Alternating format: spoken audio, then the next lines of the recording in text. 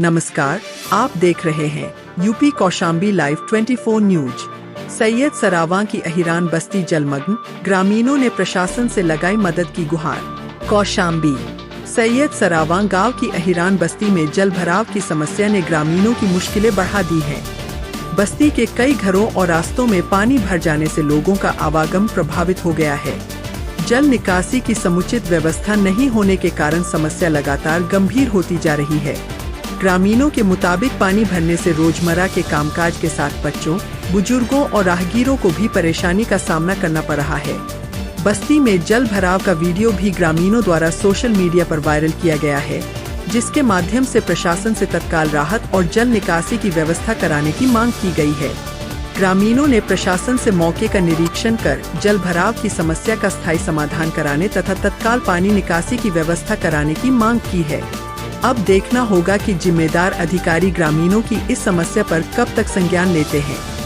UP Kaushambi live 24 news के लिए कौशाम्बी से चीफ एडिटर नीरज मिश्रा की रिपोर्ट। देखिए, ये हमारा गांव जो है सैयद सरावां, विकासखंड मूरतगंज, तहसील चायल, जिला कौशाम्बी, उत्तर प्रदेश की वर्तमान स्थिति ये है कि जल भराव इतना ज़्यादा हो गया है कि लोगों के घरों तक पानी जा रहा है और आवागमन की व्यवस्था इतनी खराब हो गई है कि छोटे बच्चे स्कूल जाना बंद कर दिए हैं। काम करने वाले व्यक्ति काम करने के लिए घर से निकल नहीं पा रहे हैं। जो डेली बेसिस पे काम करने के लिए मेहनत मजदूरी वाले गरीब तबके के लोग हैं, वो अपना काम धंधा सब उनका बंद हो गया है। अब इसके जिम्मेदार जो लोग हैं, जो वर्तमान प्रधान है वो भी जिम्मेदार हैं, जो भूतपूर्व प्रधान हैं वो भी जिम्मेदार हैं, और साथ ही साथ जितने भी पार्टी बिना पार्टी के जितने नेता हैं वो सब लोग जिम्मेदार हैं। क्योंकि ये गांव की व्यवस्था जो है, ये जो इतनी अव्यवस्था फैली है, इसके लिए हर एक जिम्मेदार व्यक्ति इसके लिए जिम्मेदार है।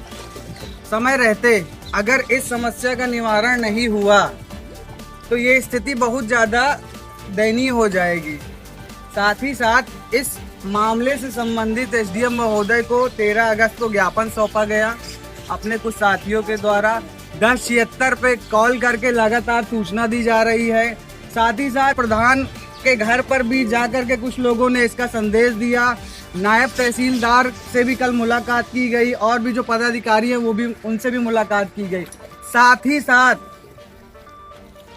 जो इस समय कौशाम्बी में वर्तमान सरकार समाजवादी पार्टी की है, जिसके तीनों विधानसभा के विधायक भी समाजवादी पार्टी से हैं और जो सांसद हैं वो भी समाजवादी पार्टी से हैं, तो उनको भी मेरा खुला संदेश है।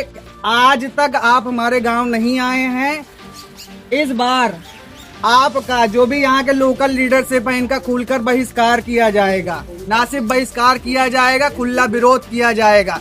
कोई भी राजनीति जो है वो गांव के अंदर होनी चाहिए। गांव के बाहर कौन सी राजनीति होती है? अगर गांव के अंदर नहीं आएंगे तो आप जनता की समस्याओं को समझ पाएंगे कि जनता कौन सी समस्या से गुजर रही है, किस पीड़ा से गुजर रही है। भाई, बाहर से देखेंगे तो बाहर से दुनिया बहुत हरी हरी दिखाई देती है, बाहर से समस्याएं नहीं समझ में आती। समस्याएं समझने के लिए अंदर उतरना पड़ता है। तो इस तरह से विरोध किया जाएगा।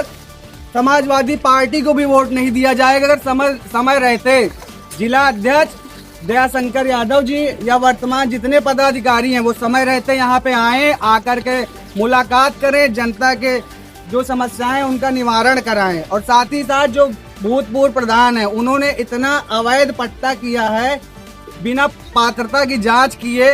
भाई, इतना बड़ा गांव है, यहाँ पे कोई भी एक सरकारी शमशान भूमि नहीं है। इतना बड़ा गांव है, यहाँ भी एक भी कोई बारात घर या कोई ऐसी व्यवस्था नहीं है। एक भी खेल कूद मैदान नहीं है। छोटे छोटे बच्चे, छोटे छोटे भाई बहन तैयारी करने के लिए जीटी रोड पे जाते हैं। अभी कुछ साल पहले जीटी रोड पर ही दौड़ने वाले मेरे एक भाई का एक्सीडेंट हो गया, वो उनकी जान जाते जाते बची। इसके लिए जिम्मेदार लोग कौन हैं? हाँ, उनका नाम कमांडो है, ठीक है। और आए दिन न जाने किस तरह से एक्सीडेंट होते रहते हैं, तो बच्चे जाएंगे कहाँ, दौड़ेंगे कहाँ? और अभी जल भराव की वजह से इतनी समस्याएं हो गई हैं कि पानी निकल ही नहीं सकता। तालाब की स्थिति है भाई, पूरे गांव की जो कूड़ा कचड़ा है उसके लिए कोई कूड़ा घर बना नहीं है। तो जितना कूड़ा कचड़ा होता है सब लोग तालाब में लाके फेंकते हैं, तो जिसकी वजह से तालाब भी पूरी तरीके से पट गया है। तालाब पटने की वजह से समस्या ये हो गई कि पानी जो है, तालाब में जगह नहीं रहेगा तो पानी सड़कों पे आ जाएगी। नाली जितनी है वो चौक है, पूरी तरीके से सटी हुई है। भाई कैमरा उधर एक बार दिखाओ, ये छोटा बच्चा देखो पढ़ने के लिए जा रहा है, ठीक है। इस तरह की स्थिति है, कौन पढ़ाई लिखाई कर पाएगा। एक तो ऐसे ही जनता जो है, हाँ इधर देखिए वो महिलाएं बेचारी जो घर से खेतों के लिए काम के लिए निकलती हैं, उनकी स्थिति क्या है। उधर भी दिखाइए, वो हमारे चाचा हैं बैठे हैं, वो एकदम चाचा हमारे।